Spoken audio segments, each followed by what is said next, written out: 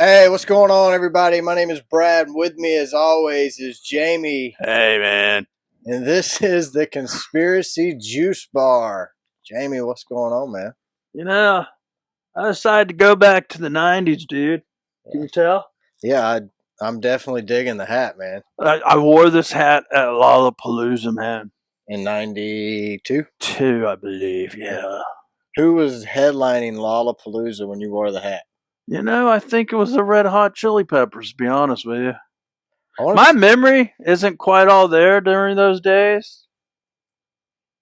I So want to say Stone Temple Pilots was headlining when I went. I saw them headline, too. Maybe No, they did it one did year. Blink 182 headline? Not, they weren't, I feel like I was in the early 2000s I in think Lollapalooza. Blink Maybe. 182 hadn't really. They had a couple of songs that might have charted, but they weren't like headlining yet. Well, speaking of music, today's show is going to be about music. The conspiracy we'll be digging in today is Paul dead. The Paul I'm referring to was one of the founding members of the Beatles. So the Beatles were formed in 1960 in northwest England in Liverpool. The members consisted of John Lennon, Paul McCartney, George Harrison, and Ringo Starr. The Beatles are known as one of the most influential rock bands of all time. Their style of music was rock and roll with touches of pop, classical, and folk. They also had some psychedelics in there. They even did some It's like Indian Lucy in the style. Sky with Diamonds, dude. Remember that song? No. Who's that? Lucy in the Were you a Sky Beatles with fan? Diamonds. That's my mom was. Yeah, Before my time, dude. I know a little bit about the Beatles just because it's the Beatles, and Well, I mean, it's kind of they like are the most. They are probably the most influential rock band of all it's time. kind of like Elvis and the Beatles. They go hand in hand. I actually like some Elvis though. I like some Beatles I do and too. I like a couple of Elvis songs. So their first hit was in 1962. 1962. It was "Love Me Do." 62 rhymes with Love Me Do. "Love Me Do" reminds me of Scooby Doo. And you. By 1964, the Beatles were international superstars. The Beatles are the best-selling music act of all time, with around 600 million units sold. Boy, they're close to a billion. They're the most successful act in the history of the U.S. Billboard charts. They have the most number one hits on the U.S. Billboard charts with 20. They've got 7 Grammys they've won. They've even won an Academy Award. The Beatles were inducted into the Rock and Roll Hall of Fame in 1988, and each individual member was inducted into the Rock and Roll Hall of Fame over the next 20 years after that. For their solo stuff? Yep.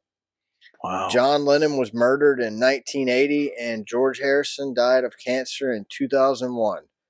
But the question and the reason for this show is, was Paul McCartney really killed in a car crash in 1966? Yes. So, Maybe. I don't know. So I'm assuming you've heard of this conspiracy before, right? Yeah. Back even when I was a young lad in Liverpool, Washington, D.C., A young lad in Washington, D.C., Liverpool. we had this dude come around to the churches to play music backwards for us, and this was like the only one you could actually hear the words clearly. When they spun it backwards, you hear, "Turn me on, dead man. Turn me on, dead man. So Turn me on, dead man." I listened to all these YouTube videos. Obviously, I don't have any of these records. Sounds more like, "Turn me on, dead man." Yeah, but it sounds very similar to you, like what you're saying. Like it's very. Not all of the backwards messages that we'll read about here are actually that clear, but Paul is dead. Yeah, that's clear too. I Buried Paul was pretty clear. Turn Me On, Dead Man is the clearest of all of them. Not really sure what that means though. Yeah, I was asking Jamie right before we started recording, what's "Turn Me On, Dead Man" mean, and we couldn't really come up with an answer that was Appropriate for YouTube television. Yeah, that what he just said. Yeah, we couldn't come up with a good theory of our own. So And we couldn't pronounce the word either, so. if you have any theories, please comment below and let us know what you think or what your thoughts are on what Turn Me On Dead Man actually And if means. this show turns you on, like and subscribe, right? That's me. Right in Brad's face will have subscribe. Or you like down here somewhere. Ping! And if you'll wait to the end of the show, I've been putting the subscribe button in the middle now. Oh, ping! Yeah, I didn't want it over my face. All right. Well, that works for me. That's pretty cool. I put the other one over your face, though. That's okay. Not Yeah. much of a face. But I'll probably won't do that this week because I look like a dead man. that awesome hat you're wearing. Well, you know, it's from Peru. Peru. Yeah. You bought it in Peru, or that's where it was made at? My wife bought it in Peru on a business trip for me to wear at concerts. It's pretty cool. I actually do like the hat. There was this time period before you were born. No, you were born. You know grunge. Yeah, I know what grunge This is. is quite the look back in the day. The Beatles were not grunge. I'm being retro. I don't know, man. I mean, I think with a couple of their songs they're grunge. Well, they had songs. I learned a lot about the Beatles just doing this, putting this episode together. So I didn't know a lot of the stuff. I didn't know they were a studio only band for most of their career. I didn't know how many albums they wrote. I mean, because they weren't touring, all they were doing was writing and producing music. So I learned a lot about the Beatles. So the conspiracy started on October 12th, 1969. A radio DJ from Detroit, Russ Gibb, was hosting his show when a mysterious caller called in and told him to put on the Beatles' White Album and spin the number 9 intro from Revolution 9 backwards. When he aired it on air, he heard the words clearly, "Turn Me On, Dead Man." And I've this heard it. set off a worldwide conspiracy. Could the Beatles have been hiding a secret? Did Paul McCartney get killed in a car crash back in 1966 and the band replaced him with an imposter? The rumor spread like a wildfire as fans searched their Beatles albums for clues. 50 years later, Paul is Dead remains the weirdest and wildest, most famous of all music conspiracies. So according to the Paul is Dead theory, Paul McCartney stormed out of a recording session on November 9th in 1966 from Abbey Road, upset with the other band members. He got in his car, which was an Aston Martin, and drove off into the night. At some point, he got into a terrible accident that killed and decapitated him. Woo-wee! I didn't know it was a decapitation. Supposedly, somewhere around 5 a.m. is when all this happens. Oh, he was probably really wasted, man. Yeah, I was thinking there was probably some booze, Some drugs, some acid, booze. Yeah. something, smoking some grass. I mean, they were doing something. As the theory goes, MI5 recommended that Lennon, Harrison, and Ringo keep on playing without Paul and hide his death from the public to prevent mass hysteria. So around this time, remember I was saying their first hit was in 62, and by 64, they were basically an international superstar group. So this would have been 2 years after that. So in 66, they had just been on like a 3-year world tour. So the thinking was, if we tell the world right now who is going through Beatlemania that Paul is dead, it's going to cause. Yeah, he came over and was on that hysteria. show back in the day where that old geezer would say, "We're going to have a really good show here." What was that show called? Dick Van Dyke Show? Yeah, it's before that. It was the Late Night with Earl or something. I know what you're talking about. Yeah. Earl. But Earl hosts a show in Arkansas. It was a late night show with musical acts. I think it was actually prime comedy. time from what, like, my parents were all into it. Yeah, I mean, I have no idea. Ed Sullivan Show. Yeah, There you go. Hey, yeah, Ed was the dude. Ed Sullivan Show. Yeah, I believe that. I wonder if he knew it wasn't the real Paul singing on a show.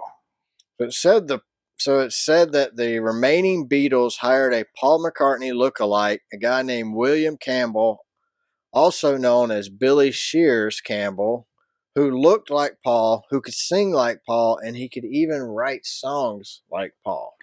So you wonder if this guy ever had to get any plastic surgery? It doesn't, nowhere in the theory, I mean, people speculate it, but nowhere in the theory does it necessarily say that he did have plastic surgery. Says that the theory, however, the theory states that the other Beatles felt guilty about swapping out McCartney and never getting to mourn his death. So they began to leave subtle clues in their album's artwork and songs. Or what if Paul just said, "This would be really cool, guys"? Who was the head? Who is, if there was a leader of the Beatles? Who do you think it was? Was it Paul? Or John McCartney? John Lennon. Oh yeah, that was his name, John Lennon. I would think Paul was probably the leader. Or John. I mean, one of the two were your leaders. But Paul was your lead singer. So wouldn't, I mean, isn't your lead singer usually your band leader? Yeah, but I don't know. For some reason, I thought, maybe Lennon was the creative power behind it, but Paul took on the lead role of a Maybe. fanfare. Yeah, maybe Lennon didn't want to. There might have been something I read over the years. I'm not a big Beatles fan, but I do respect them for what they did, laying the groundwork for, pretty much what we would call today modern rock and roll. You know how many bands came after them that we really do like that I don't think we would have ever had the English invasion in America without the Beatles. Like of the I think early 70s, late 60s, early 70s. Yeah, we'd be stuck with 100 copycats of Elvis if it wasn't for them. Exactly. I think they were innovative in their writing styles. They wrote all their own music. And mainly their main writers were Paul and John. Well, like people in STP, Nirvana, they all say they were very influenced by the Beatles. I believe it. But were they influenced by the real Beatles, or were they influenced by the writing of Billy Shears? That means "Hey Jude" would have been written by Billy Shears. But not doesn't Paul that McCartney. really mean that Billy Shears was the guy they needed? Yeah, and he is, for all intents and purposes, he's the real Paul. So because we don't know, Paul wasn't there much if he croaked in 1966. Exactly. So I'm wondering if he didn't really die, and he still some of the theorists say that he didn't really die. He wanted out of the band, so he keep all the. They just replaced him, and they came up with the accident theory to kind of throw people off. What do you think of the Beach Boys? That dude, he wrote all the songs, but didn't. He didn't tour with them. I didn't realize how many Beach Boys songs I knew until we were on the Cannonball Run. I mean, we are Cannonball Run champions. That's true. I mean, and people need to know that. So back in February, when we became Cannonball Run champions, while doing the Cannonball Run, Jamie had mentioned something about the Beach Boys, and I was in the passenger seat playing around with the music at the time, and I turned over on Spotify or whatever I was using at the time to listen to the Beach Boys, because I said, I don't know any Beach Boys songs. Well, I think they're like the American equivalent to the Beatles. Yeah, I have to agree, because I knew quite a few of their songs, and I didn't think I did. I was actually kind of surprised by how many Beach Boys songs I actually knew. And I think maybe they're a little older than when it comes to the Beatles, because my dad was into Beach Boys, my mom was into the Beatles. I don't know.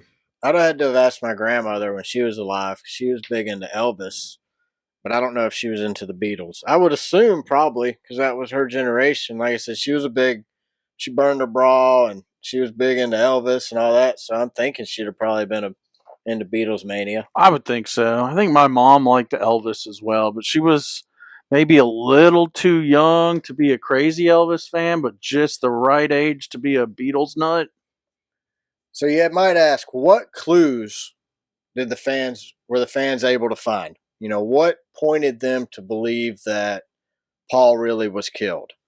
We're going to start with, I think I'm going out of order on this, but we're going to start with the Abbey Road album. That is a great cover, man. So the majority of the clues on the Abbey Road album, like Jamie said, come off the cover. So it's speculated that you see on the cover, it's got the four guys walking across the crosswalk at Abbey Road, which is now popular. but it's got Lennon leading the group dressed in white, and he's supposed to represent the church or a priest. Then it's got Ringo dressed in all black to portray an undertaker, with Harrison wearing full denim, which would suggest a gravedigger. Well, that was blue collar clothing back then. That denim. Yeah, and then you got McCartney out of step with the others, not wearing any shoes. His eyes are closed, and they're saying this clearly means that he's dead.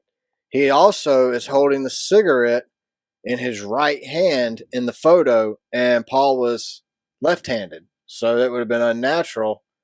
As a smoker, you smoke with your predominant hand. I think the next clue is the one that's really telling. Yeah, so the Volkswagen Beetle. Get it? Beetle? A fifth Beetle. Okay, yeah, I never even thought about that part of it. Yeah. The license plate on the Beetle, on the Volkswagen Beetle, in the artwork on Abbey Road is 28IF. 28 if is the license plate. If Paul McCartney was alive at the time of the Abbey Road album, he would have been 28 years old. 28 if. So let's think about this. That means he's also one of the most famous members of the 27 Club. Yes. Well. Yeah, we're going to do an episode. But I was told by, other people that were into this conspiracy even way back in the 80s that Volkswagen Beetle with the license plate was very, very telling because it was a fifth Beetle without a fifth human being.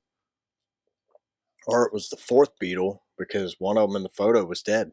Well, that would mean the Paul in the picture would be the fifth Beetle, though, right?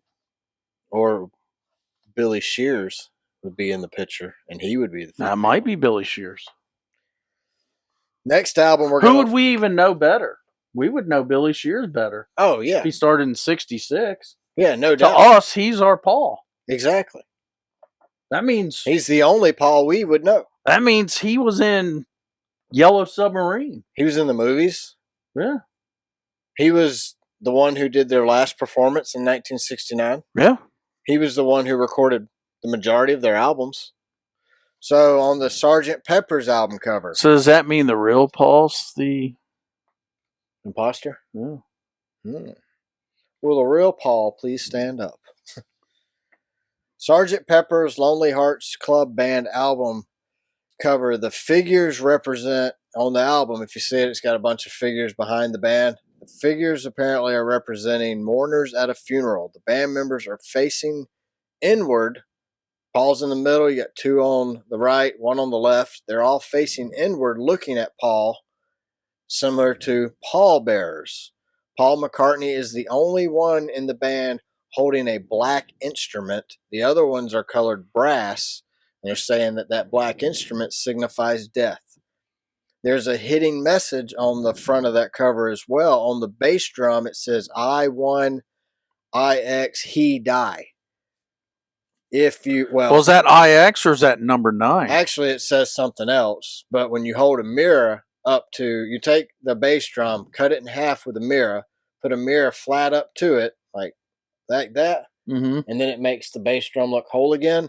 So it takes half the word they have there and it turns it into I won, IX, he die. Or well, that's number. Is that a reference back to number 9? Because that's also the number 9. Correct. It is a reference to the actual date of the accident, November 9th, 1966. I won, IX, he die is a reference to Paul die. So 11/9/66, he die.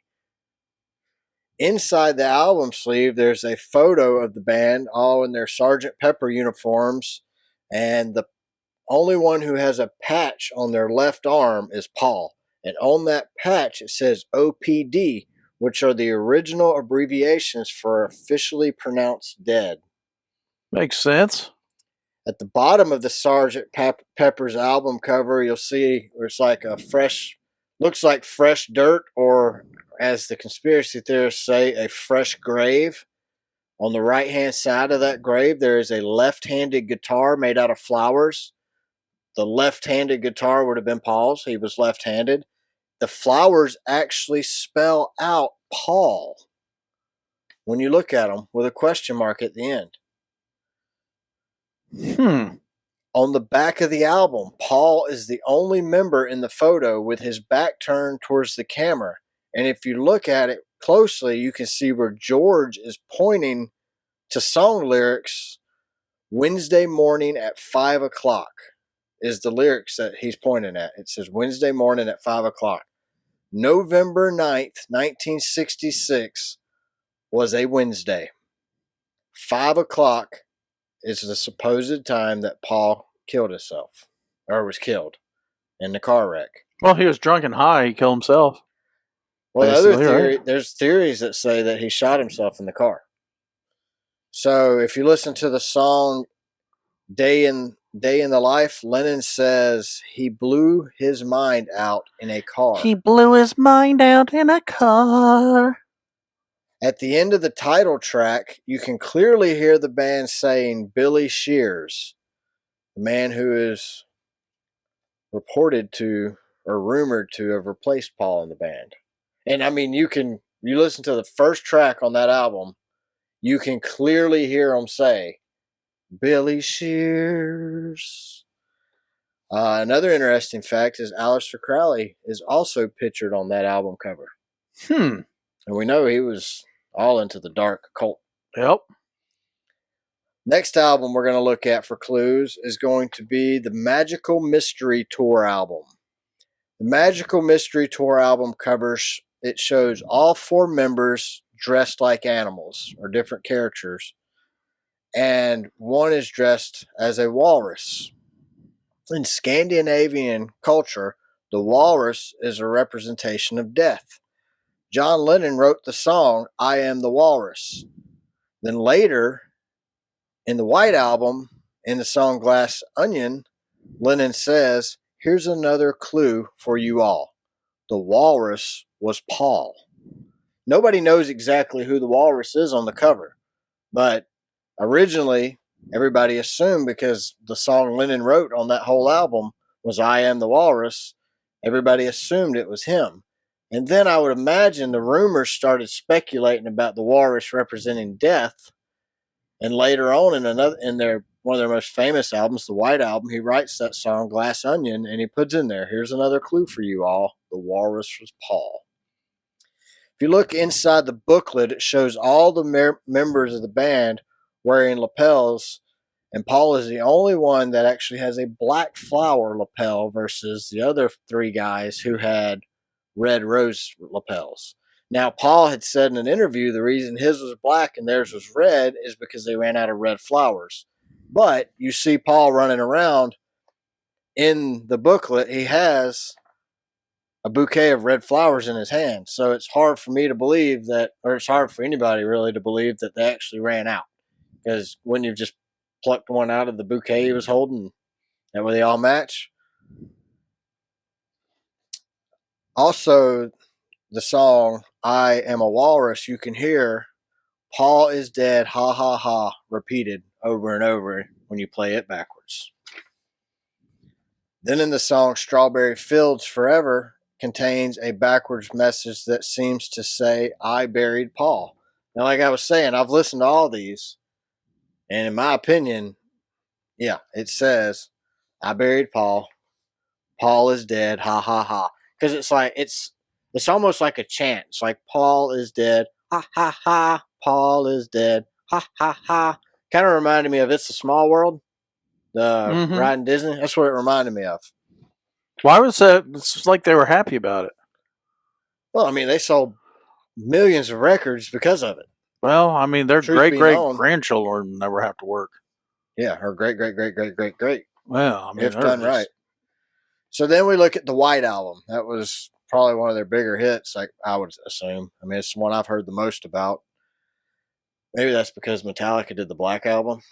Maybe that's why the correlation between it. Maybe that might be why they call it the Black Album. I think it is. See, even they respect the Beatles. So I'm So Tired appears to have another backwards message hidden in it that says, Paul is dead, man. Miss him, miss him, miss him. I don't think you said it right. It's like, Paul's dead, man. I miss him, miss him, miss him, man. You heard it? Mm-hmm. Yeah. It's what it sounded like they were also smoking the same thing as Paul when they say it. The inside booklet of the White Album has a photo, the last known photo of no one other than William Billy Shears Campbell. Well, I don't remember seeing that, but I went back and looked. Well, I was looking at it. Does he look like Paul McCartney? Oh, yeah. Huh. He had won the lookalike competition. That's how they found him. Oh. He looked like him and sounded like him. And he won that competition. Like I said before, the song Glass Onion on that album. Is there a lot of inbreeding in Liverpool? I don't know. They are on an island, so. You think it's real redneck? Well, I don't know what you call them in England. Do you call them rednecks? Bogers. Bogers? Remember that other show we do? Oh, yeah, they called us bogers. Our race car spelled Was that a good thing or bad thing? Or was it I can't remember. bogies? Boogies? Something boggers, maybe. Buoys? It meant redneck in whatever language they were. What language? Irish. So Or is that Celtic, I guess? Maybe. So in the song Glass Onion, like we said before, Lennon sings, "Here's another clue for you all. The walrus was Paul." Then in the song Revolution number 9, when played backwards, you can hear "Turn me on, dead man." And it's like, "Turn me on, dead man. Turn me on, dead man. Turn me on, dead man." It's creepy. That's actually the creepiest one of all of them because it's very clear. It is extremely clear. I mean, you hear music playing backwards like, "Turn me on, dead man. Turn me on, dead man." So I guess we should say that all the members have come out and said none of this is true. They've given reasons why. Well, there's only 2 living ones left, right? Well, since 1969, since the radio DJ. Lennon called into the same radio DJ and told him that it wasn't true. Paul McCartney did an interview and he's like, they called me up and said, "Hey, Paul, you're dead." And he goes, "No, I don't agree with that." So, I mean, Lifetime magazine, they like basically trespassed on his property, took some photos of him, and he was going to kick him off his property. But because of the photos were not very flattering, he said, he allowed him to come back and give him an interview. Now, here's another fun fact I didn't put in the notes about that Life interview, magazine interview he did. If you hold the cover open and look at the cover with light coming behind it, you can see a Mercury car ad behind it, and the car is going through Paul only in the photo. Wow. So the power of suggestion here is very strong. Accidental or on purpose? Like I said, the power of suggestion. Is this true or is it all the power of suggestion? So in August of 1966, Paul died in November. But Allegedly. Allegedly, yes. In August of 1966, the band decided to stop touring and take a break. Now, they never went back on tour again after this. Maybe because their lead singer had died. Makes sense. They didn't appear live again until 1969 in an unannounced surprise performance live from the rooftop of the Apple Corps headquarters in London. This was their last live show together. If you watch all the film documentaries, it shows the last time them performing, it's this show. Now, this was on the rooftop. The fans were on the ground. This was an unannounced, unplanned show. If I was trying to pull off a cover-up, that's probably how I would do it too. Another thing that's suspicious is around this same time, all members of the band grew mustaches. You don't see any more photos of them without a mustache around this time. Now, that was the trend, or did they start the trend? Did they grow these mustaches to allow Billy Shears to have a little more disguise on his face to hide the fact that he wasn't Paul? I've seen photos that point out from 1964 of Paul McCartney, shows pictures of his ear. And then they'll show 1967 or 68, whatever, you pick an year. And it'll show pictures of his ears. They look different. They really do. Yeah, but that can happen. I got cauliflower ear somewhere. One of these ears. Yeah, I mean, right here. I know it can happen. I'm just saying. I'm getting whacked too many times in my ear. Well, maybe John Lennon had whacked him too many times upside the head. Well, he did when he whacked his head on the dashboard of that Aston Martin. So, also, in 2009, just so you know, this story hasn't ended and people haven't given up on trying to find the truth. In 2009, Wired magazine did a story that featured a study by two forensic scientists who used computer technology to compare the measurements of Paul McCartney's skull before and after the alleged accident. They found that the face did look different, and they pointed to the differences in his nose, ears, mouth, and even the circumference of his skull from side to side. Now, granted, you could say, well, different depths and all that. Well, it's 2009. We had the technology in 2009 to determine. Yeah, I think we kind of really ramped up the facial recognition stuff after September 11, 2001. So by 9, we're getting pretty dang good about it. That's what I'm thinking. So, like I said, all the members have come out and said that none of this is true. Every clue I read off, from the Abbey Roads, how they're dressed, to the holding the cigarette, to the 28 if license plate, they said none of that's true. They're saying it's the power of suggestion. So similar to, have you ever? What about all the clues they dropped though? They deny that too? Well, see, John Lennon denied all of it until the 70s when he did his solo stuff. He seemed to have a little more remorse, and it almost seemed like he confirmed it in some of his songs in the 70s, but none of them ever said it was true. And to this day, none of them have ever said it was true. I mean, Ringo's still denying it. Well, I'm thinking McCartney's denying it. So if that's McCartney's big hit in the 70s, Band on the Run. Kind of suspicious when you read the words. But it's the power of suggestion. So, or did they just do it somewhere else? Have you ever watched those YouTube videos where it's misheard song lyrics? Yes. I mean, there's a lot of them with Pearl Jam. On a window, on a well. I also, but it'll put the words at the bottom of what they think it hears. And if you're reading those words while listening to the song, you will hear the words that they're reading. Well, you're right in my wheelhouse for music. I was thinking with Pearl Jam, there's that one song, Can't Find the Butter Man. And I always wondered who the heck the Butter Man was. And there's that it's Better Man. On a wizard on a whale. Yeah. What is that? Was it a narwhal or was it a whale the wizard was riding? Exactly. So, but it's the power of suggestion. So there's another, I saw this thing on Instagram one time. It was like, read this, listen to this song and read these lyrics and you'll hear these lyrics. Then listen to it and read these lyrics. So it did it. It played the little clip. You read the lyrics and you hear that. Then you read the lyrics the other way and you hear it that way. So it's the power of suggestion. So, but Turn Me On Dead Man's the one. That's the one out of all these no suggestion that I can tell you says Turn Me On Dead Man. Yes, but like they say, if you turned the album of what was it? Sgt. Pepper? No, the next one.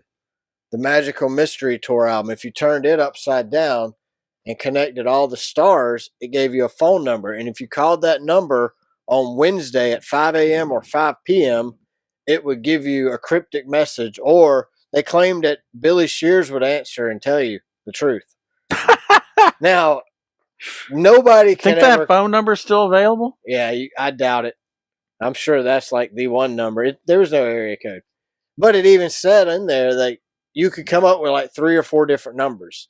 I mean, there was this one thing I saw where it had like dots next to the band, and they're like, yeah, those dots represent the number 3, meaning only 3 original members are still out. So I think you could take a lot of this that we've said, a lot of these clues, and say they're not true, or you could say they're true. They could really go either way. And I do think the power of suggestion is very strong. Now, what is my opinion? What is your opinion, Brad? I thought a lot about this over the last week and a half. You do that on this conspiracy stuff, so do I on the ghost stuff. I'm thinking that I truly believe Paul McCartney died in 1966. I'm with you, man. You do? I mean, I don't think it's an accident that you can make something played forward say something backwards. I don't either. I mean, was it a publicity stunt? I don't know. I was really torn on it, and I was telling my wife about it, about the whole thing, and she looked at me very skeptical. But that really doesn't change our feelings towards the Beatles. No, not at all. Because the music's still the same, regardless of whether it's Paul or this Campbell dude.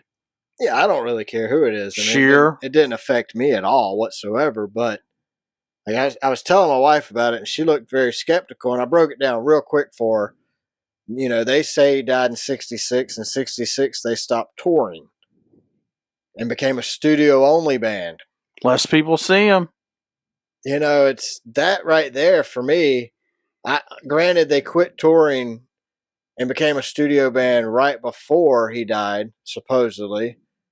But they never toured again. They only played one live show ever after that. And I'm thinking that live show in '69 went so bad with the fake Paul. It wasn't their normal vibe. You know, they didn't. Well, yeah, some solo you could suck. pull it off. Solo you could pull it off. There's some bands that suck live and are great in the studio, and it could have been that was the case here for the new Beatles. Fake Paul. Yeah, that's what I'm thinking. He was phenomenal with the band in the studio, but when they did a live performance, he didn't click like the old Paul did. So they said, "Fine, we'll never do this." And they broke up at that point, and they all did their own stuff after then. I mean, they were all extremely successful the rest of their lives. Paul McCartney still tours, touring, or Billy Shears is still touring. Whatever. Well, whoever. He's probably changed his name to Paul by now. Oh, sure. I mean, he's married. Like, and got kids. Like 100 kids. But I really do. Like, I just knowing how popular this happened. How about this Wired magazine though story where they did forensic evidence on his face? Yeah, see, to me, that's not the same. Something happened. Yeah. Something changed. Maybe it's the same Paul, but he really got massacred in that car crash, and now he's different. Maybe. But who knows? I'm with the Paul's dead. I am too. I think it's more believable. Like I said, when I told my wife and I broke it down, like they stopped touring '66, never toured again, toured once, never came back, broke up, did solo careers. All these clues were dropped. It all leads to confirming the conspiracy. Now, do you think they considered, and this is my generation's Beatles, is Nirvana? Do you think when Kurt Cobain killed himself, they thought about doing a Beatles and just couldn't find a lookalike? I think you wouldn't have been able to get away with this in the post '80s, early '90s. I would say when Nirvana came and just tore it up. I think you had too much video. Yeah, that was being you had MTV by then too, and it was just a band at that point couldn't say, you know what, we're going to be a studio only band and never record and never tour. That wouldn't, in the '80s, '90s, 2000s, that wouldn't have worked. You could probably get away with it more now than you could have back then. Just my opinion. Yeah, I agree. So you think this is true? I'm going with true on this puppy. Yep, me too. There's no way it's not. I mean, I guess there is a way it's not, but I mean, that's just my opinion. Like I said, it's I wouldn't bank on anything I say anyway, so. Well, the conspiracy theorists who believe this is true, they've even went back to the albums where Paul's alive. And they can say, oh, see, this looks like he's in a coffin here. I don't know that they were probably putting hidden clues. I think you start pulling clues out of those albums, it's going to retract from the other albums. You know what I mean? Yeah. That's where that power of suggestion comes from. But to my knowledge and from what I could find online, they didn't have any backwards hidden messages in any of their music before the rumor of Paul being dead, or before 1966, November 9th, 1966. Also, Revolution number 9, November 9th, 1966, 9/9. Why? You know, I'm just... Don't make any sense why you'd do it if you weren't a part of the conspiracy. Yeah, it all leans too much to believing this is true. So, got the comment section below. Let us know what you think. What is your opinion? Do you think Paul's alive? Do you think he's dead? Do you think we're completely wrong for having this opinion? They were complete idiots. Who knows? Wouldn't be the first time we've been accused of being idiots. Nope. And it won't be the last time. I mean, look at me. Idiot. Idiot. It happens. I mean, we were born this way. We can't help it. No. But thank you to everybody who watches this show. We greatly appreciate all of you. Like I said, make sure you leave comments in the section below. Let us know what you think. If you got any suggestions or any ideas you'd like us to dig into on the Is Paul Dead theory, let us know. Or if you have suggestions for other shows, topics, let us know that as well. I've got one. Next week, I know I flip-flop sometimes. I'm not flip-flopping. I've really gone down this rabbit hole. It's the planter peanuts conspiracy. Yeah, I haven't even looked into this conspiracy, so I'm looking forward to it. I'll do a little bit of research to get ready for the show next week, but I like to let you surprise me. So that's cool because I have a ghost story I want to do. So you doing a conspiracy next week? I'll do a ghost story after that. But make sure you follow us on Twitter. We are at Car Backwards on Twitter. If you're watching this, you found our YouTube channel, obviously. So make sure you subscribe, like this video, check out our other videos. Hey, if you got any suggestions on how to make this more colorful for our YouTube channel that costs less than $25, tell us. We might be able to come up with $25. Head over to your favorite podcast platform and check out our other show. It's Race Car Spelled Backwards Podcast. You can also watch the video for that on YouTube as well. Send us a DM or email us at racecarbackwardspod@gmail.com. If you got suggestions or anything, that's where it'd be the best place to send them. And make sure you check out our website and merch store. It can all be found at racecarbackwards.com. Other than that, y'all have a great week, and we'll talk to you next week. Peace, man. Bye, y'all.